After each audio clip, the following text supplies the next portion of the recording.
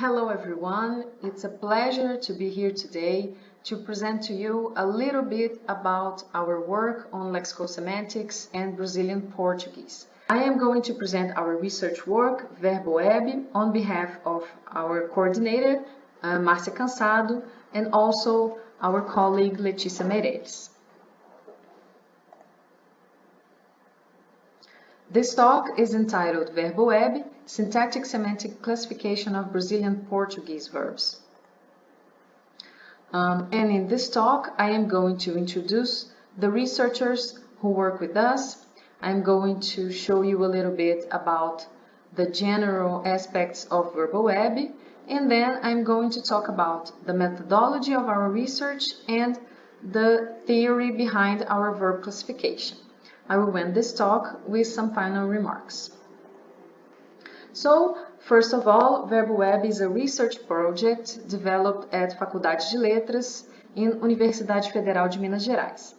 Our faculty is located at the city of Belo Horizonte, here in Brazil. The research is coordinated by Márcia Cansado with my assistance, I am Luana Amaral, and also with the assistance of our colleague Letícia Meirelles. Márcia Cansado and me are professors at Faculdade de Letras, and we have been working with verb classes and lexical semantics for many years now. Letícia has also been working with us for a long time, and she is currently a postdoc fellow at Faculdade de Letras. Our research in Verbo Web also involves a group, our Lexical Semantics Research Group, and in this group we have many undergraduate and graduate students who contribute to the project. Currently we have 3 graduate students, Amanda, Gabriela and Thais, and a former visiting scholar, Pablo, who are working in the analysis of new classes. So now I'm going to present to you exactly what is Verbo Web. Briefly speaking, Verbo Web is a database of Brazilian Portuguese verbs. It can be viewed as a lexicon, a list of these verbs. However, besides a list of verbs, Verbo Web brings the results of thorough research in lexical semantics. It brings a theoretically based classification, and the data and analysis presented in the database are the outcome of many years of research conducted by Márcia Cansado and her group at Faculdade de Letras. Currently, Verbo Web presents a broad analysis of over 1,400 verbs separated in classes by their syntactic and semantic properties, and these verbs are divided into 16 classes and 7 subclasses. Verbo Web is a database which is available online, and you can access Verbo Web going into this address presented in the screen. Here in the screen I also show a print of our search page, and in this search page you can either access the complete list of verbs in this icon to the right, or you can choose many types of different searches. You can search by a single verb, you can search for a class, a subclass, or even by a single syntactic or semantic property. In order to build this database, we follow a list of methodological steps, and the first one of these steps is to collect a list of verbs for a determined class, which is being analyzed at the moment. The aim of Verbo Web is to present a broad and complete overview of the Brazilian Portuguese verbal lexicon. So in this first methodological step, which is the gathering of specific verbs, we try to be as exhaustive as possible in this listing. We collect these verbs from a verb dictionary, Borba's 1990 verb dictionary, which is the most complete source of verbs available for Brazilian Portuguese. And since this dictionary is a little bit outdated, we also complement the data with Hawaii's electronic dictionary. Well, after we provide this listing of the verbs, we go to our second methodological step. In this step, each verb is individually analyzed, and based on examples given in the dictionaries, sentences are built for each verb. The sentences are carefully crafted by our research team, and they are types and not tokens. These sentences are made to provide a view of each property the verb has. To ensure that these structures are actually part of the Brazilian Portuguese grammar, all the sentences are attested in language use data. We use for this the corpora presented by Linguateca and Corpus do Português, and we also do searches in Google. Okay, so the data and analysis are built by the research team, as I already mentioned, based on the many individual research works developed at our research group. So each verb presented is individually analyzed by the group. It's important to mention that this is a manual work. So the gathering of the verbs is done manually by the researcher looking at the dictionaries, and then the analysis the individual analysis of each verb is also manual. So we have meetings with the research team to analyze each verb individually and manually. We take seriously the hypothesis that semantics determines syntax. So, as each verb is individually analyzed, diagnostic tests are applied in order to verify the verb's syntactic and semantic properties. This is a very important step in our methodology because these diagnostic tests are going to determine the classes and the properties of each verb. We use many tests provided in the literature, and we also develop tests in our own research. Okay, so now that I have shown a little bit about our methods, I'm going to talk about our theory behind the verb classification. So, as I have mentioned, VerboWeb is a database of Brazilian Portuguese verbs, but it is more than a listing of the verbs. It is so much more than a list of verbs. In VerboWeb, we provide the list of verbs together with a theoretically based classification, together with sample sentences which exemplify the verbs and their properties, and together with a lot of information about the verb, the classes, and the properties. So, in this work, we assume that verb classes are defined as groups of verbs which share the same argument structure properties, following Levine 1993 and many other researchers in lexicosemantics. It has been argued in the literature on lexicosemantics that such argument structure properties are determined by the verb's meaning, specifically the verb's event structure. So this is something that is the theoretical base of our classification work. The relationship between argument structure properties of verbs and the lexicalized event structure. Classes in VerboWeb are thus built from verbs with the same argument structure properties and which lexicalize the same type of event structure.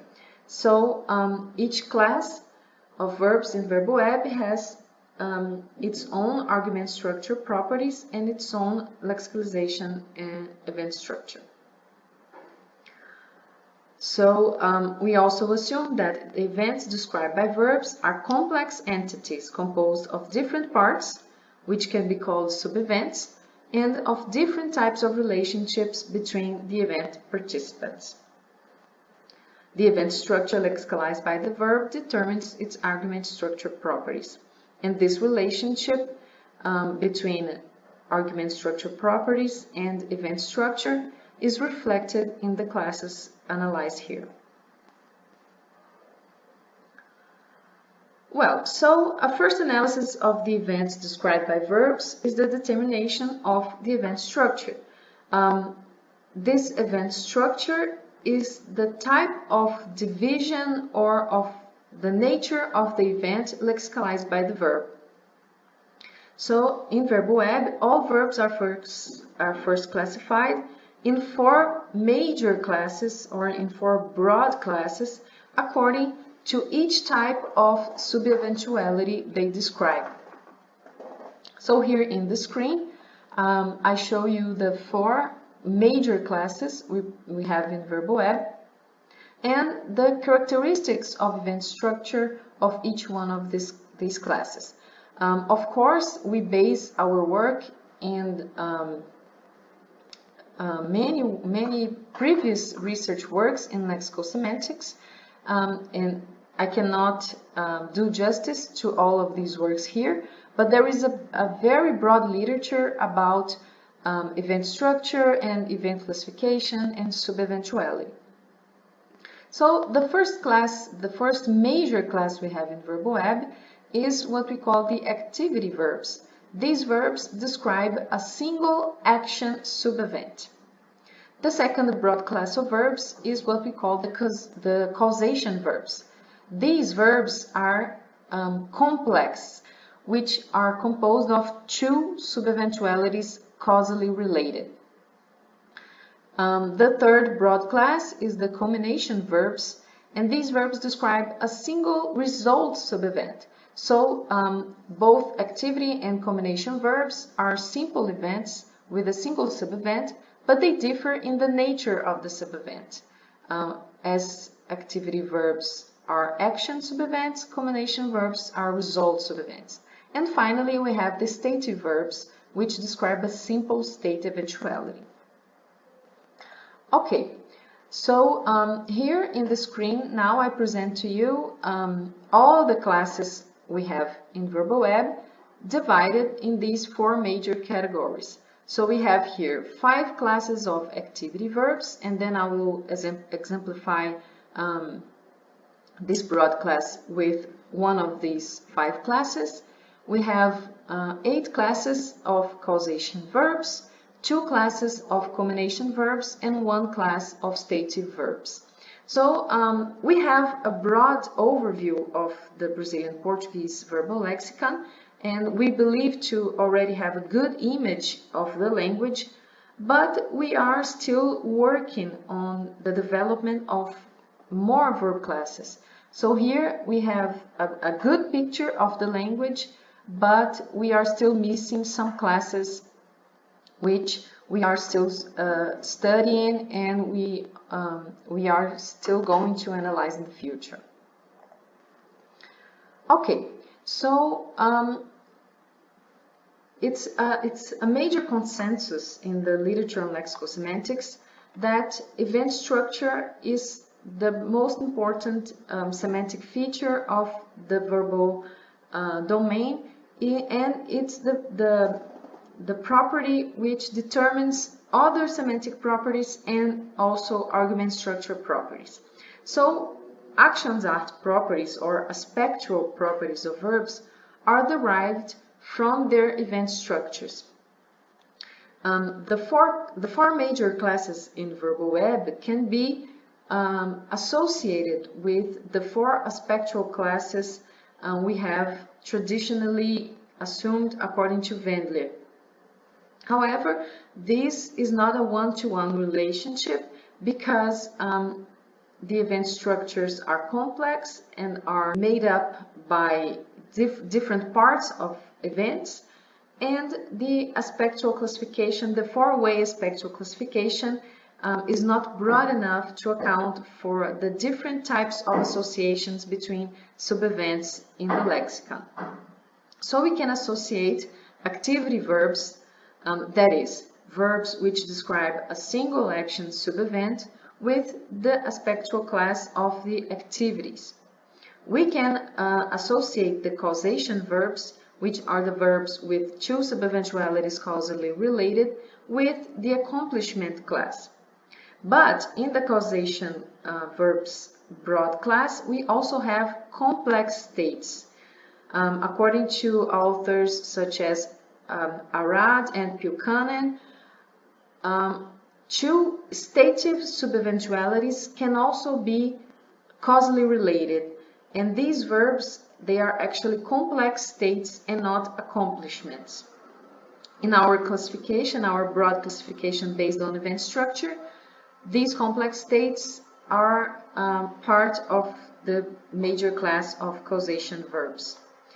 Then we have the combination verbs, which are verbs describing a single result sub-event, and this class can be associated with the achievements.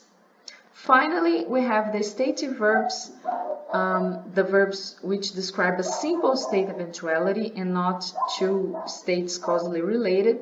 And these verbs are simple states. They can be related to the stative aspectual class.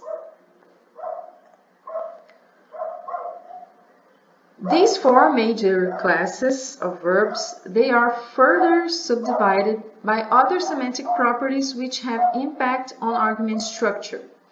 So first of all, our activity verbs, the verbs with the single action sub-event, they are divided by the relationships between event participants, specifically contact and instruments. So in this class we have this broad class of activity verbs. We have four classes. The internally caused anergative verbs, which have no contact and no instrument. These are verbs like correr, run. Internally caused with incorporated instruments. These are intransitive verbs with no contact and an incorporated instrument. So these are verbs like patinar, to skate. We have verbs of contact with incorporated instrument.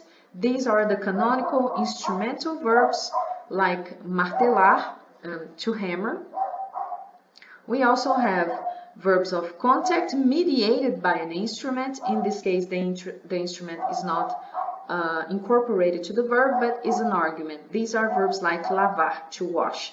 And finally, we have the contact mediated by the body, which are verbs of contact but with no instrument. These are verbs like abraçar, to hug. Okay, now causation verbs, they are further subdivided by the nature of the causally related subeventualities. So we have many types of subeventualities that are causally related, and each of these types will give rise to a different verb class. First, we have the change of state verbs, which can have the first subevent as an agent or a cause, and the second subevent is a change of state. We have change of locative state, change of possessive state, change of location, and change of possession, and all these verbs have an agentive first subevent, and the second subevent varies according to the specific resulting property of the verb. So it can be a change of location, a change of possession, a change of locative state, or a change of possessive state. We have locatum transfer verbs, which have an agent as the first subevent and a transfer as a second subevent. These are verbs like financiar, finance. And finally, we have the psychological complex stative verbs, which have a stimulus as the first subeventuality and the activation of a psychological state as the second subeventuality. These are verbs like preocupar, to worry. In the other 6 classes, we have the most canonical verbs in the languages, the most studied verbs in the languages. So verbs of change of state, such as quebrar, to break. These non-agentive change of state verbs are verbs like cansar, to tire, to get tired. Then we have change of locative state, which are verbs such as pendurar, to hang.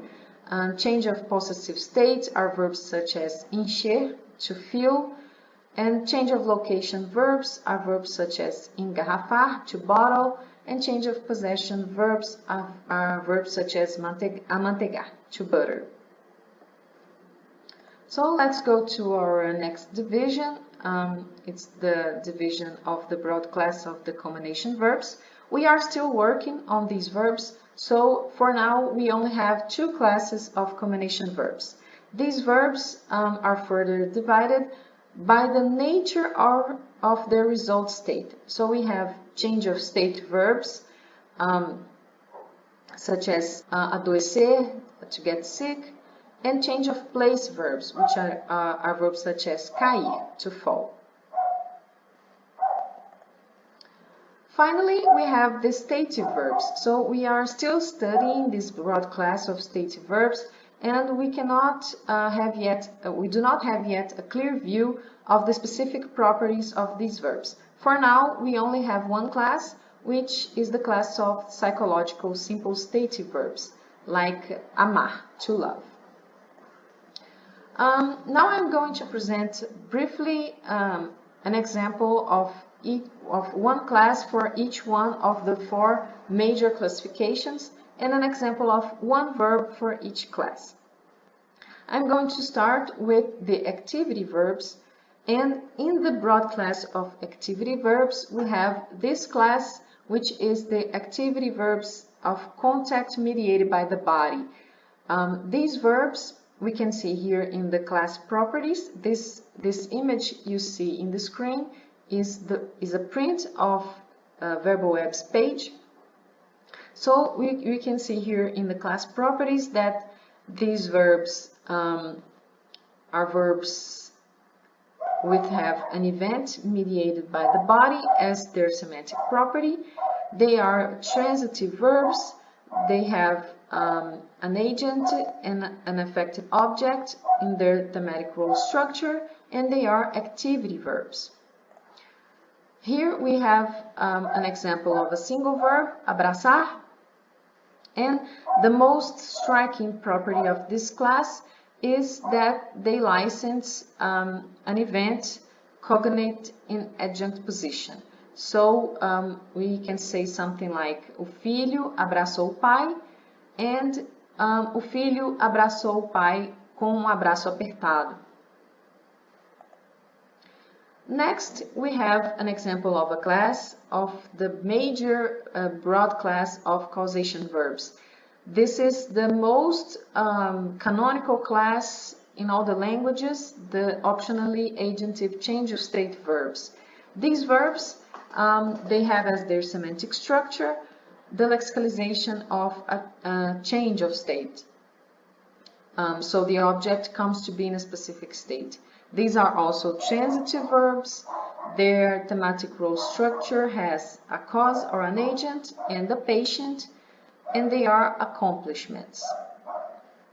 Here we can see the properties and examples of the verb quebrar, to break, and as already well known in the literature, the most striking property of these verbs is that they license the causative inchoative alternation. You can have something like o grito da soprano quebrou a taça de cristal, and a taça de cristal se quebrou. As many other Romance languages, in Brazilian Portuguese we can have the clitic se as a mark of this alternation. Now for the combination verbs, we have the class of change of place verbs. These verbs describe an event in which someone comes to be in another place. They are transitive verbs, but the second argument of these verbs is headed by a preposition, indicating the locative. So their thematic role structure is composed of a theme and a locative, and they are achievement verbs, as already said. Here we have an example of one of the verbs in this class. The verb is cair, to fall, and the most striking property of these verbs is that they license the expression of the complete trajectory on the argument. So we can have something like o pedreiro caiu do andaime, but also o pedreiro caiu do andaime até o subsolo, indicating the whole trajectory of the motion. Finally, a last example of our verb classes is the psychological verbs, the simple stative psychological verbs, which belong to the major class of the verbs of state. These verbs express a psych state in relation to an object. They are transitive verbs, and their thematic role structure has an experiencer and a stative object. These verbs are stative, as already mentioned. Here we have an example of the most prototypical verb of this class, amar, to love. And a striking argument structure property of these verbs is that they license a property factoring alternation, which we call the factoring of the stative object argument. So we can say that o rapaz ama o jeito meigo da namorada, and also that o rapaz ama a namorada pelo seu jeito meigo. This is a property factoring alternation. So, in summary, VerboWeb presents a large list of BP verbs together with a theoretical analysis and classification. Assuming the hypothesis that semantics determines syntax, following many authors in lexical semantics, we classify verbs according to their argument structure properties and their event structures. It is a work in progress. As I have shown, we still have many classes to analyze, but we have already a good image of what the BP verbal lexicon looks like. Here, to summarize all our classes and all of our verbs, we have the activity verbs, the verbs with a single action sub-event. We have 261 verbs of this broad class and 5 classes, as we have seen. These are further divided by the properties of contact and instrument. Then we have the causation verbs, verbs with 2 sub-eventualities, causally related. These are 1,026 verbs divided in 8 classes according to the nature of these 2 sub-eventualities. We have then the combination verbs, which are 129 verbs divided in 2 classes according to the nature of the resulting sub-event. Finally, we have the stative verbs, which describe a single stative sub-eventuality. We have 34 verbs and a single class, the psychological state class. Although we follow a lexical semantics approach for the classification of verbs, the data and analysis presented can be useful for researchers from different theoretical perspectives who are interested in the study of Brazilian Portuguese verbs or in the study of the comparison with other languages, a comparative approach taking Brazilian Portuguese and any other language. I really hope that you could understand our work, our research project, and you can now access the database for yourselves and have a better look into all the verbs and the properties presented there. I would like to thank you all for watching this presentation. I hope you have enjoyed it, and be in touch. You can access VerboWeb's page and email us. Thank you very much.